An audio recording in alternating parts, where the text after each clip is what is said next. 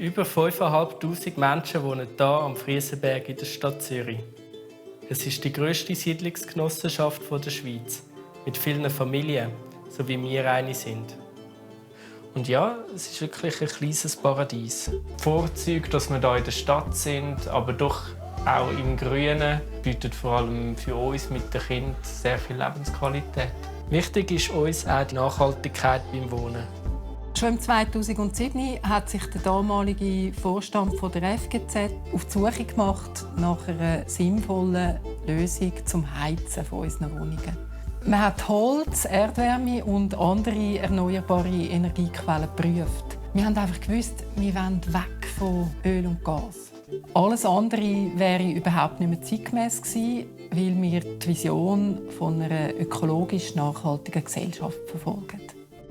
Das Ingenieurbüro Annex hat für die FGZ eine geniale Lösung entwickelt, wo alle Seiten davon profitieren. Mit einem sogenannten Energienetz können wir die Abwärme von der Rechenzentrum, von der CS und von der Swisscom nutzen. Im Gegenzug liefert wir Kühlenergie. Uetlihof ist global einer der grössten und wichtigsten Standorte der Credit Suisse.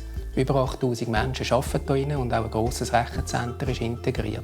Die notwendigen technischen Anlagen produzieren viel Abwärme, die wir nicht zu 100% selber nutzen können und jetzt der FGZ zur Verfügung stellen. Da wir konzernweite Nachhaltigkeits- und Klimaschutzpolitik verfolgen, ist für uns von Anfang an klar gewesen, da wollen wir dabei sein. Von uns aus gesehen hat das Energienetz Friesenberg international Vorbildcharakter.